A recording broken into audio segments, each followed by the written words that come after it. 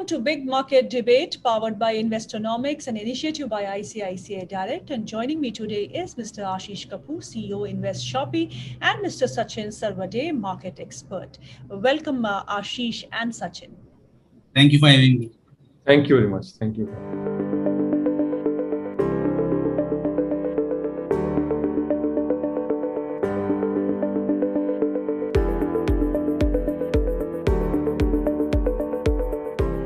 My first question is for Ashish. Ashish, what do you expect from the current levels? We are seeing markets are ruling at record highs with a broad-based rally that we have seen in last 1.5 years. So what is expected from these levels?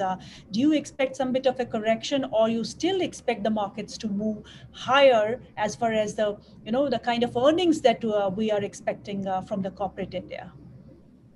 Well, I think broadly speaking, the markets are set to move higher. I mean, I do not rule out some corrections on the way, and very, very difficult to predict those. But for an investor, I think things are still looking very good. And I will say this, that yes, what we have seen in the last 1 year is nearly impossible to replicate, because we have seen the indices double. Now, that obviously can't happen moving forward. We won't see next 12 months indices double. That will not happen. But what will happen is that markets will continue to be very buoyant, and money making opportunities will be there. And if I have to just name, just to kind of broadly tell you the three reasons why I think we are in a very bullish zone. One is that, whatever big tremor or panic or pandemic has happened in history, whether it was the Spanish flu 100 years back or the world wars, always resulted in a period of great economic pickup. Okay. So something happens by which the economic activity gets a lot of boost after a very big shakeout. And that's what we are seeing right now. So we can expect the next 5-7 years to be very good economically, not only for India, but also for generally for the world. So that should help any stock market boom from sustaining. The second, of course, is the liquidity factor, the kind of liquidity which has been pumped in by the Fed, by the US Fed, and also by the other central banks, will ultimately find money into assets. So asset prices are likely to continue going higher. Third, India specific, what we have seen is last few years a combination of reforms, GST, tightening of rules, plus this pandemic which is playing out, has resulted in, whether we can say it's a correct thing or wrong thing, but has resulted in the bigger companies getting bigger market share, concentration of businesses happening, you can say consolidation happening with the larger, more organized players. And stock market is mostly reflecting the larger companies or the more organized segment of the markets. So the organized segment is actually going to do even better, because many of the smaller marginalized players are not going to be able to survive the kind of changes we have seen over the last few years, plus this pandemic. So even from that point of view, it's a big positive for the market. So I think the markets are going to definitely sustain. Yes, you have to, of course, lower down the expectations, can't be as good as last year. And of course, it has to be stock specific. Not everything will go up, because it's not such a cheap market anymore. So stock specific one approach will have to be adopted. But yes, there is still far more room on the upside. Sachin, if I talk about the levels on the technical front, Nifty around 16,000 levels. What is expected for the Nifty in near term? I agree with Mr. Kapoor. Like, markets are on a bull run. So by expecting, because the liquidity factor, Mr. Kapoor also told, yeah, even I agree with that. So I don't expect any large correction in markets, because markets are very range bound currently. So I expect around 16,500, 17,000 odd levels as well in the near term. So one should not expect any big corrections in market. Of course, I will tell any pullback to buy opportunity. So it's a buy on dip markets. Yes, buy on dips. Ashish, which are the sectors that you expect to perform from here on? Because if we talk about some of the sectors like IT, pharma, and metals, which largely have done very well in last 1 year. So which are the sectors that you now think are going to really do well going forward? Well, I think we can find stocks in nearly every sector, and that's a big advantage of India because we have a very good range and selection of companies. But if you ask me to pinpoint certain sectors, I think one is metals. Metals and commodities in general are going to see are already in a big bull market, but this bull market on the back of the kind of liquidity that is running in the system will continue next few years going forward. So that is one sector to focus on. And luckily in India, we do have a very wide range of stocks dealing in metals, both ferrous and non-ferrous. So that is one area to focus on. Second is sugar. Now, sugar, there's a very big change which has happened.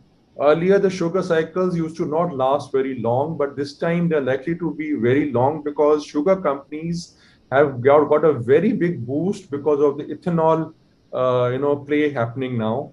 Ethanol, both the percentage, this thing has gone up, plus the prices have been revised, and being helpful in substituting imported fuel.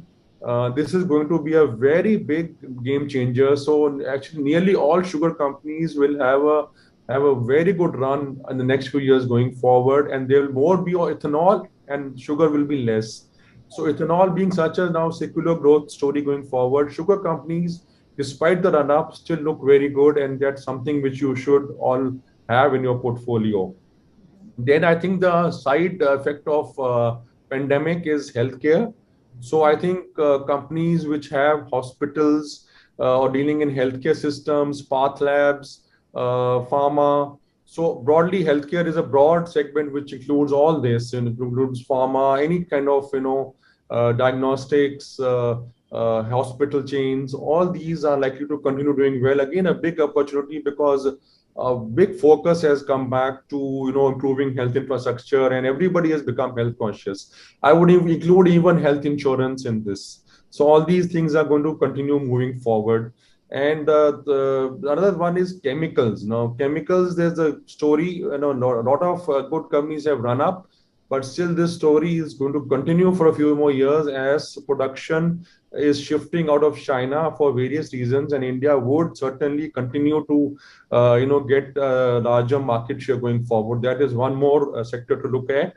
And then IT, of course, IT advantage with India is that you have a very large English speaking population with the very good analytical and logical reasoning skills. So that is something to, again, also the kind of companies we have are also very good, well established, having very clean balance sheets and a very transparent and efficient management on them. So the IT would continue to remain in focus and do well. Apart from that, like I said, I think there are certain things in which you can assume that the growth will continue. One, of course, is consumption. I think as more and more people move up into middle class, I think anything to do with consumption will see a very big boost going forward. So consumption is kind of a very eternal evergreen scheme in India, which will continue to theme in India, which will continue to remain going forward. So these are the broad ideas, and I think if I may add one more, which is coming into own, and I think it's a little contrary right now, but will become quite good going forward, and that is real estate, because real estate has been lying low for about 10 years now, and has seen a very good consolidation. A lot of fringe players have moved out, and I think the sector itself is going to do well once the pandemic gets over, and that is going to get reflected in the share prices. Again, just a handful of them have moved up, but I think the scope here is a lot going forward. So these are broadly the sectors, but like I said, you can find individual picks even in any other sector also, but broadly these are the 5-6 sectors which you should focus on. You seem to be quite optimistic, Ashish. I mean, the kind of sector, sectors that you have elaborated on, it seems to be a broad-based rally that we are looking forward to. Sachin, if we talk about two sectors which have emerged and which Ashish has spoken about, is sugar and real estate, which have been lying very low from quite long time, 5 to 6 years now, and now have been emerging and showing some kind of a positive trend. So what do you like in sugar space and real estate space? Comparatively, sugar, I'm more bullish on real estate. As we can see in Nifty reality as well, because it's a broad-based index, we have seen a 10-year breakout. So that is a sustainable breakout. I feel so. I am very bullish in Nifty reality comparatively, and because sugar is not, it is not comparatively a index. So normally I don't track. So comparatively, and it is very risky as well. So I feel comfortable in real estate. The second sector I would bet will be metals. Same story, 10-year big breakout. These two sectors are the next decade breakouts, I will say. So it will be a very good if people don't have any stocks specific, they haven't put their money in these two sectors, they will lose it. Okay. Sachin, which are the stocks that you bet on? I mean, you spoke about the index doing well, real estate and metals. So any particular stocks that you have identified which technically look good to you? Yeah. So two stocks I will recommend from real estate background. One will be DLF. This will be very risky bet, but yeah, this I look very good. It's a again 10-year breakout chart, and I feel around the like minimum to minimum. I feel 40 to 80% return from now. The horizon will be of course 1 year plus. Okay. The second stock will be Godrej Properties. I like this stock, and comparatively not, it will be too aggressive like DLF, but yeah, this will perform very good. So we can expect 30 to 60% return if the horizon is above 1 year. Okay. Coming back to metals, so I like two more stocks. One is Tata Steel. So even this is a very broad based breakout we have seen on charts on a very higher time frame charts. So I feel Tata Steel will outperform others in a metal sector. So I feel comparatively 50% is a very easy target for 1+ year. And the second space is I feel it is Hindalco. It is very undervalued. The stock is very good. Same a 14-year breakout it has given, and I feel 50% also same with Hindalco. Okay, Ashish, you didn't speak about the banking space. You don't like banking space, or you find some bit of challenges really ahead for this space to really cope up? No, nothing like that. I mean, I think you already have labeled me as kind of an extreme bull because the kind of sectors which I have already mentioned. See, when I talked about consumption would include FMCG, would include consumer durables, would include entertainment, would include holidays, would also include private banking in this thing, because a lot of that consumption is funded directly or indirectly by private banking. It will also include some of the marquee names in the NBFC space. So that kind of consumption kind of covers a number of sectors.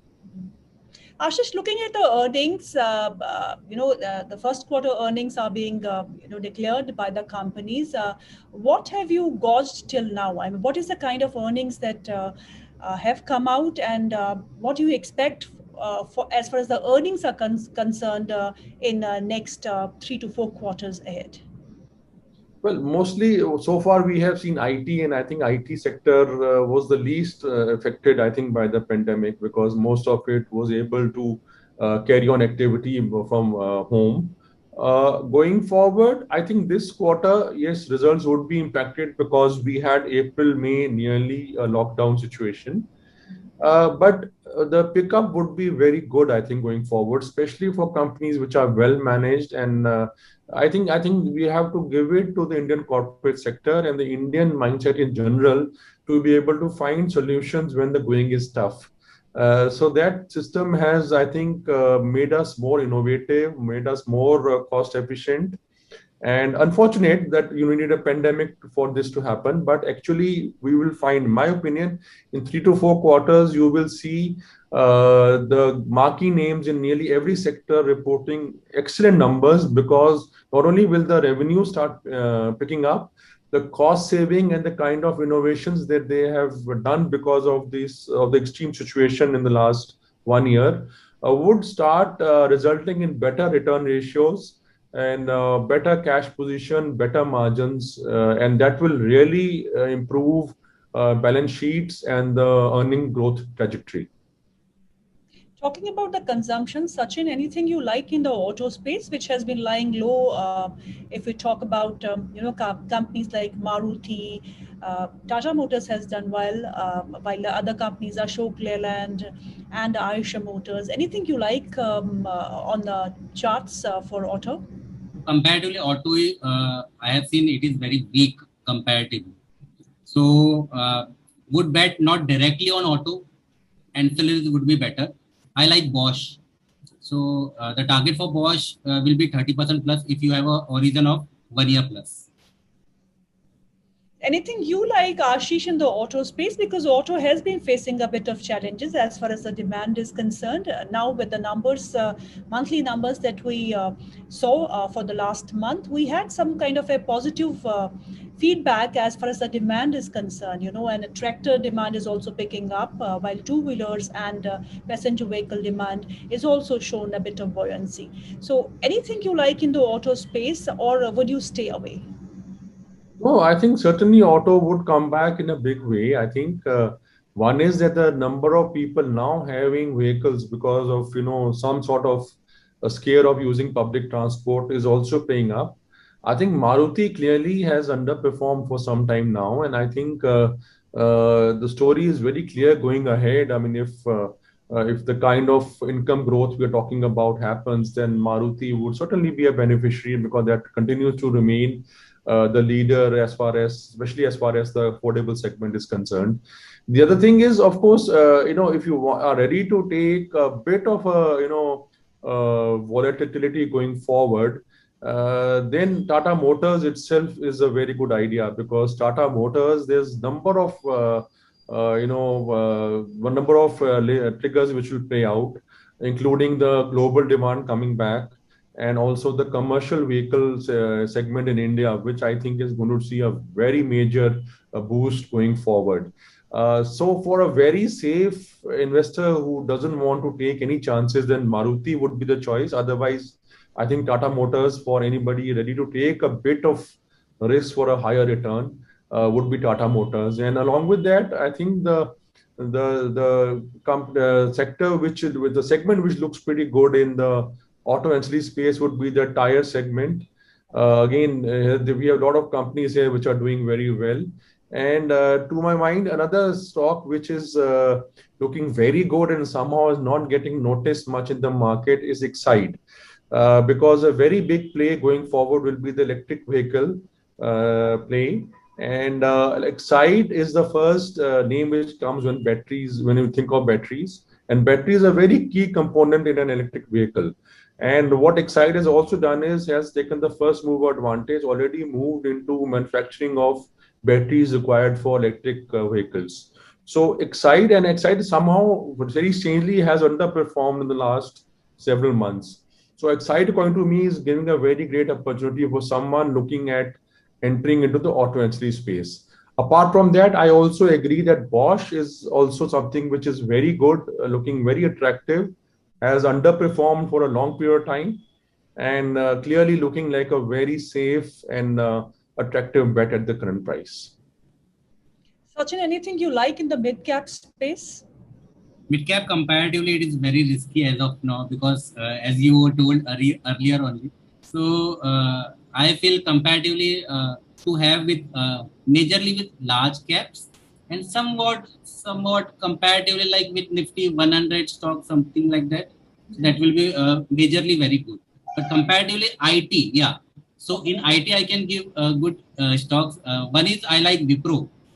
So from Wipro, even from current levels as well, we can expect 30% levels. And the second, the gem is Tech Mahindra.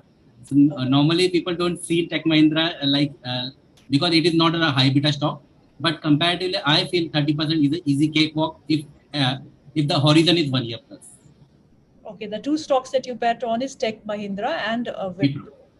Ashish, one of the key risks that markets is facing right now is first, when will Fed start tapering and the kind of impact that will have on the emerging markets? And second, if we have higher inflation that we saw from last 2 months consecutively, what will RBI's policy be? Will it still be accommodative? So largely these kind of risks that we are facing presently, what do you have to say? I mean, what do you expect RBI to do? Do you expect the interest rate to go up, say, by the end of this year? Well, let me say, very difficult to predict these things, but I can give some kind of, let's say, assurance on this, that whenever we talk about interest rate cycle, the normal theoretical thing is that if the interest rate goes up, the stock market should come down. That actually doesn't actually play out like that.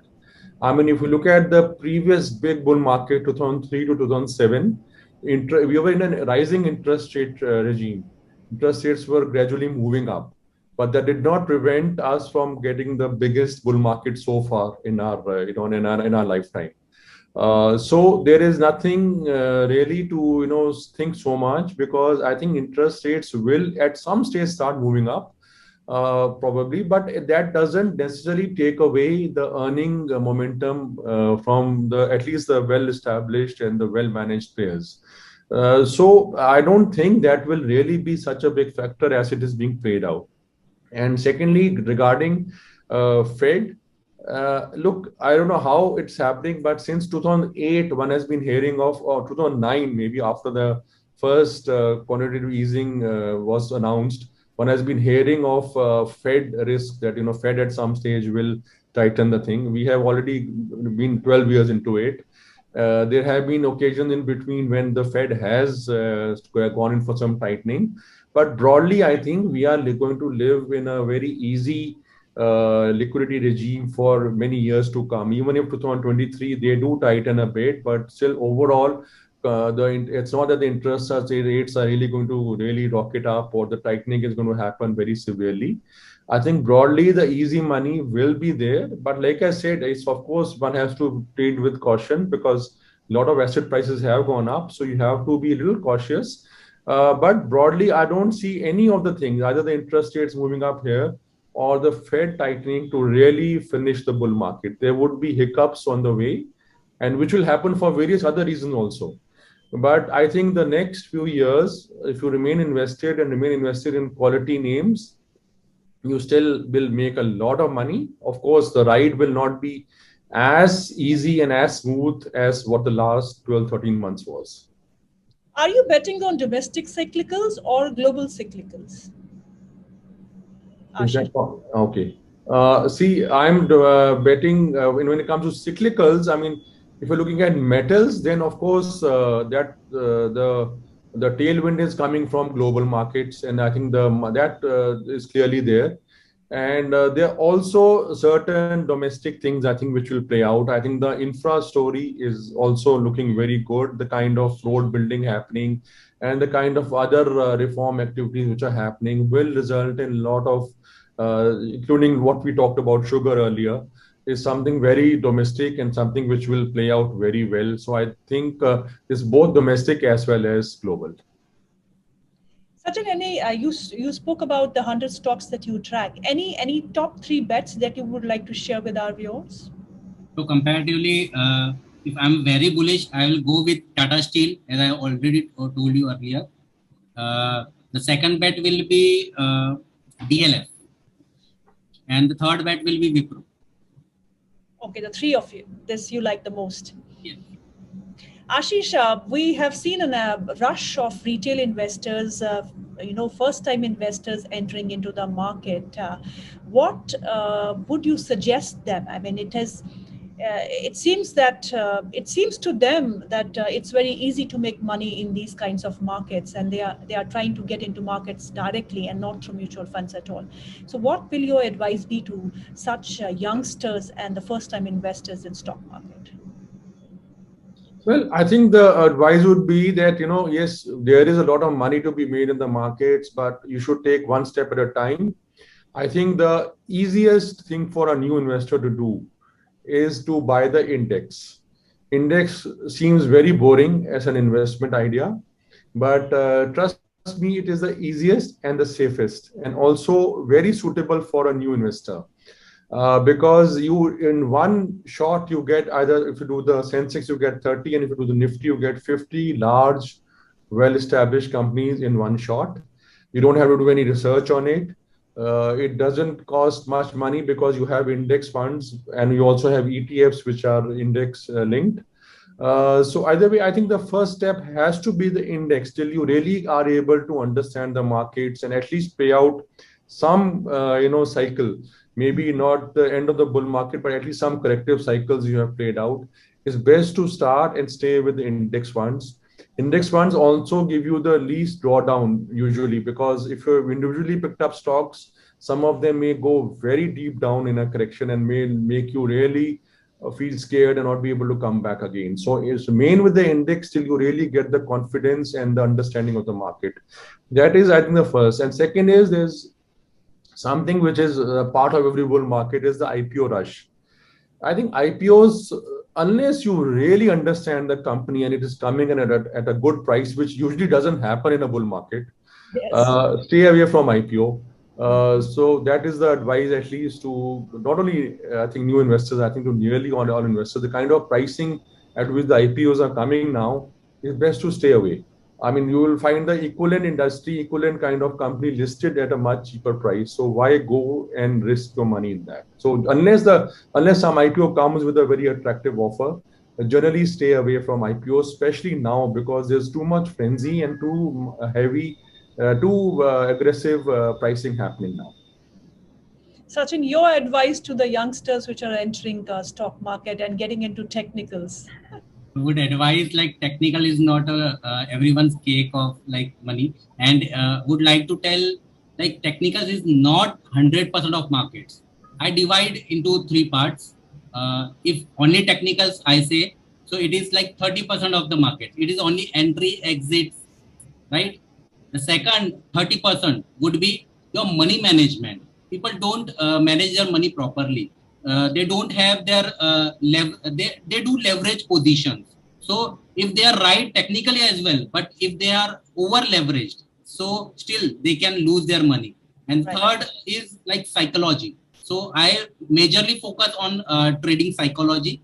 So it is a 40% of the market. So this comprises of total 100%. First is 30% technicals, only for entry exits.